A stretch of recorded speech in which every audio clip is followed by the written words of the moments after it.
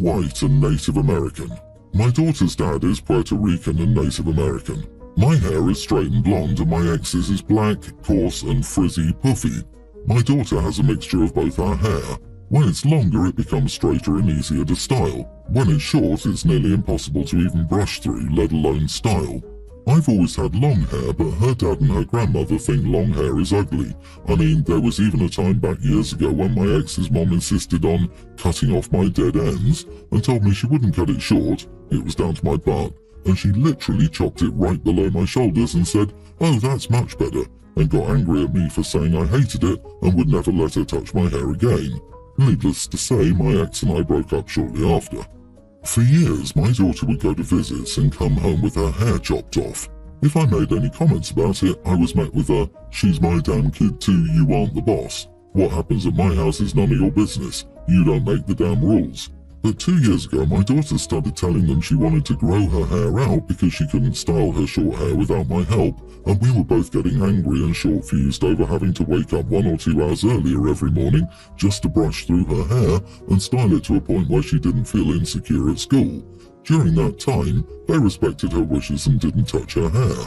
But a month ago, her grandmother and dad started complaining about her hair again. I told them not to touch her hair without her permission because I have a newborn at home now and can't take 1 or 2 hours every morning to style her hair anymore. Well, they convinced my daughter to chop off her hair this past weekend, and sure enough, my daughter is in my room at 5:30 a.m. asking me to help her with her hair while I'm nursing my newborn. I told her no, I just started feeding the baby. She immediately flipped out. She said, "My grandmother said you should be taking time to do my hair and that you have 2 kids, not 1. I texted the grandmother and asked what the heck she said to my kid, and she said, "As a mom, you need to prioritize both kids, not just the baby. Do your daughter's damn hair." I didn't do my kid's hair. She's blaming me for feeling insecure at school now. Edit, she's been to stylists. They've thinned her hair, used special product that I spent hundreds on, that they promised me would work, and it's just impossible. I've also taken them to court and the judge basically laughed in my face. He said that I was wildly mistaken if I thought an issue over hair, that wasn't the only reason I brought him to court, was grounds to get anyone to court. Not the idiot. Wow, that's an awful judge. The issue is her mental anguish over her hair, not just a style that you didn't prefer. Maybe hire an attorney this time to argue your position. Not to mention grandma and possibly dad too are manipulating this kid into getting her hair cut. Go to court over this issue again, otherwise you'll have to revisit it continually. Your ex and his mother are the ones creating the mental anguish over her hair. They should be the ones to deal with the situation financially and be forced to stop cutting her hair. For God's sake, she's a tween. Why haven't you learned how to do a protective style to her hair so that it doesn't need doing every day? You all suck. I really wish my mom would have learned about my hair type instead of me wasting hours a day managing it because she thought my hair should be straight like hers. I spent my teens getting my hair thinned and wouldn't leave the house unless I took 2 hours splitting it into sections and flat ironing it. There needs to be a resolution to this ongoing hair dispute. She's growing up and she needs to learn how to do things for herself. It may be a hard lesson, but she better learn it now. This may also be a good time for a talk with her about not giving in to pressure from anyone else about how she wants to look. Your family members only think you're the mom when it's time to do the work. Start calling them at 5 a.m. and tell them it's time to come deal with the hairstyle they chose for your daughter. Grandma needs to screw right off with that bit about you having 2 kids, not 1. She and your ex knew precisely what they were doing. My girlfriend, 29, Andrea, and I, 29 male, have been together for a few months now. Everything had gone smoothly until yesterday when she pulled off a ridiculous stunt. She called me late at night to say that she was seriously injured, having panic attacks, and that no one else was with her as her parents were out, which was true, they were out. She said that she's also got some chest pain and she thinks that she's dying and that she's really in a bad state and can hardly breathe. She was heaving while she spoke. She begged me to help her. She said she'd already called 911 but also wanted to let me know, and I was shocked. I took my car to rush towards her house, and only after I reached it did I find out she was joking. She met me joyfully and said she only wanted to see how committed I am during an emergency, as that's an essential part of a relationship or something. I lost my temper and asked her what the heck her problem was. She said that she was testing me, and I got angry. I called her a damn witch and told her that I didn't deserve to be treated like trash and used like that. She was crying, saying that she only wanted to check whether I was a good fit and that I'd overreacted. I left the house immediately and haven't talked to her since. She's been texting me, but I just ignored her. Am I the idiot? Not the idiot. Run. She intentionally put you in a state of panic, causing you to drive in that state of panic, which is a recipe for disaster, an accident waiting to happen. You need to focus on the fact that she never gave your feelings any thought at all. She didn't dismiss your feelings. To dismiss your feelings, she would have had to consider them. She didn't even think about you at all. Your panic was what she was looking for. It made her happy. It made her laugh. That's how sociopaths feel. If you were killed in an accident on your way to her, it would have been a home run for her. For sure, there is something really not right here. If she thinks that what she did to you is okay, then she's got major issues. You jumped in your car and rushed over to her house. What if you'd been in an accident trying to get to her? What score do you get on her test then? This is so stupid. I really hope you consider whether or not you want to continue your relationship with her. She was testing your commitment. All she did was prove to you that she doesn't deserve your trust or respect you as a person. Just tell her she made a great commitment test and thank her. Her test made you realize that she's not someone you can commit to and saved you a lot of time and trouble in the long run. Also, what does it prove? I don't know about you, but I think only a monster would not help someone in that state, even if the person in distress dialed the wrong number. Time to test her. Tell her you won't talk to her for the next 65 years. You just want to test her commitment to the relationship. I, 28 female, have twin kindergarten boys, Jude and Jonah.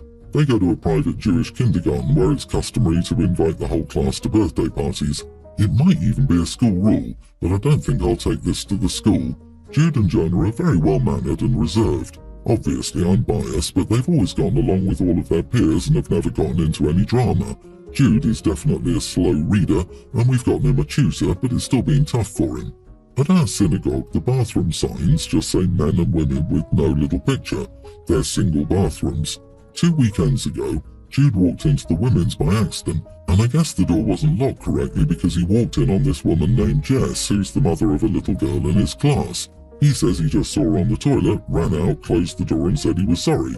Jude immediately came up to me and told me, and he was very embarrassed. I told him it wasn't a big deal and he should just remember to knock next time, and the longer word says women. He said he would and thought it would be a stalled bathroom like most public bathrooms, and that's fair, so I left it there. Jess came up to talk to me afterward and told me that he needed to be punished, and she said it was extremely inappropriate. I assured her he didn't know and wouldn't do it again, but she said there's no way he can't read men and women, and that her daughter could, and told me I had to nip this behaviour in the bud. I often feel talked down to because of my age by other parents at the school, so I just said I would take care of it and left it there. On Friday, her daughter was handing out birthday invites and gave one to Jonah, not Jude. They both asked her why, and she said her mom said not to give him one and wouldn't tell her why. Jude cried the whole day and wouldn't tell anyone why because he didn't want to be a tattletale. I asked Jude if anything else had happened between the two of them, and he promised me it didn't and said they've even been playing together at recess this whole last week, and her daughter was trying to cheer him up by suggesting ways to sneak him in. I'm honestly livid. I wouldn't care if she'd given neither of them an invite, but giving one twin and not the other is incredibly rude and passive-aggressive. I'm considering calling her and talking about it because I think holding this much of a grudge against a kindergartner is ridiculous. Would that make me an idiot? Should I just decline Jonah's invite? I think the birthday rule is silly and it's her choice who she invites, but this is just ridiculous. Not the idiot, but I wouldn't bother. You know why he wasn't invited, and while it's cruel to exclude him for something you did by accident, don't escalate it further. Decline the invite and just let it be. I think it would be even more uncomfortable for the kids involved, since it seems like this lady is already involving her daughter by forcing her to leave out one twin. Agreed. Don't call this woman. She's getting off on bullying a little boy and his mother because he made a very common mistake a lot of children make. Decline, do not gift. Cut off giving her invites. The mom will fade into the background. I'd also point out there's no way an adult doesn't know how to lock a door, and someone should nip her behaviour in the bud. That's exactly what I was thinking. The kid made a mistake, but so did she. He apologised for his mistake, but she didn't. How bizarre is this woman's behaviour? OP, don't let one twin go and not the other.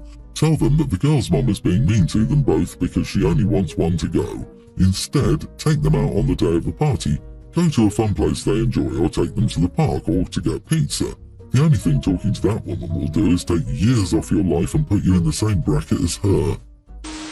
I'm a 38-year-old female. I've been with my boyfriend for 4 years now. His ex has always been an issue, but we deal with it. He has a teen son.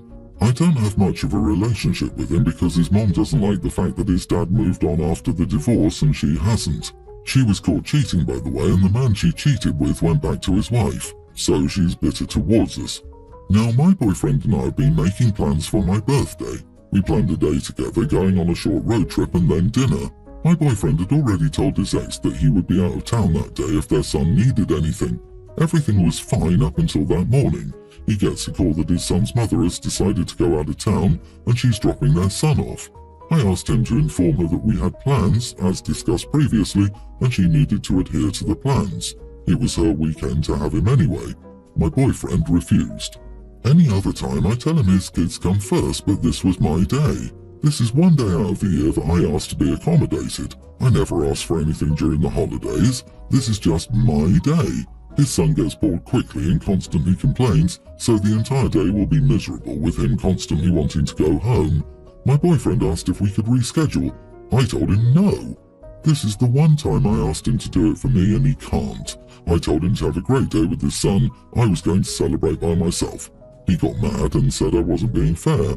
I explained to him that it wasn't fair for him to cow down to his ex-wife and stick to the plans.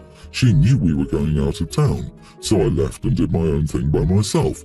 Am I the idiot for celebrating my birthday without him?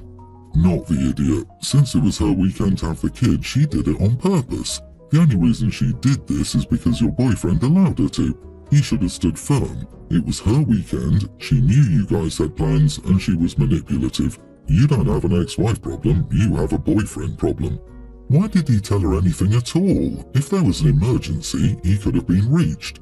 There was zero reason to give her any information at all about the weekend plans. She can't manipulate and weaponize what she doesn't know about. She's already shown a history of being spiteful and petty, so telling her was waving a damn red flag in her face. How was this a surprise to either of you? I suggest you set a clear boundary that she is never again to have information on what your plans are when the kiddo is not in the house. Ever. Honey, it would be a deal breaker for me. She did this to exert her control over him, and he caved. If he told her no, she would have had to make other arrangements or cancel her trip out of town. It wasn't his problem to solve as it was her weekend with their son. He prioritized her ego over your birthday. She cheated because she didn't respect him, so seeing him be weak with her would permanently give me the ick. Now both you and the ex-wife know that she can snap her fingers and disrupt your relationship. Your boyfriend is not ready for a relationship until he can establish and maintain boundaries with his ex-wife. Over the past 3 months, my husband's sister has stayed with us until she got back on her feet. As part of her contribution to our household, she generously offered to babysit our kids, including our toddler son with autism and with both delayed speech and language, without expecting any compensation.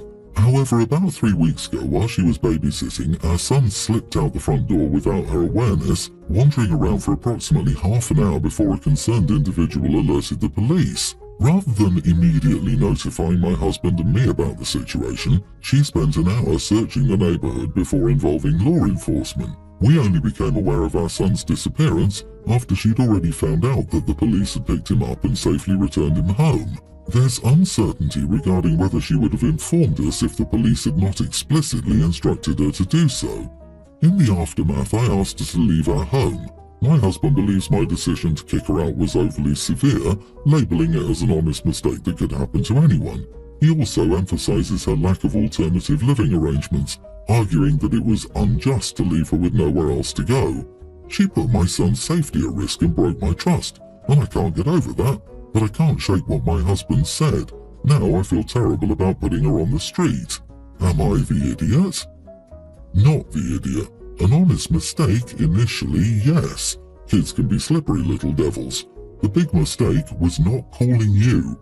spinning her wheels, searching for an hour, then hearing that the police thankfully had him, and then when is she going to call you?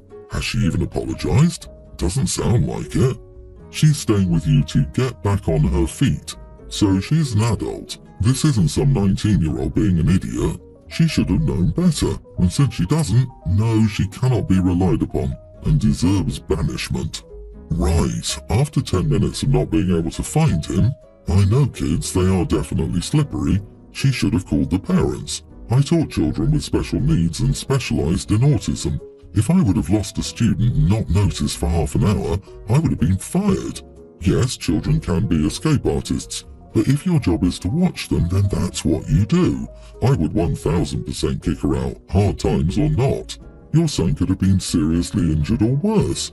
Your husband isn't taking it seriously enough. Yeah, but I'm assuming you had training of some kind. OP's sister-in-law is just a person trying to get their life back together. Tying the privilege of staying in her house to sister-in-law's ability to take care of an autistic toddler is really crappy. The vast majority of entry-level jobs would be much easier tasks, and I would imagine such a dynamic comes with a lot of pressure. Sister-in-law did agree to it, so she's definitely not blameless, but I strongly feel that sister-in-law felt compelled to offer. Everyone's the idiot here. She, for obvious reasons of neglecting your child under her care and her hesitation in informing you. You for turning out a family member who made a very real, but in the end forgivable error in judgment, where thankfully nobody ended up hurt. However, it's understandable that you wouldn't want to trust them with your children again.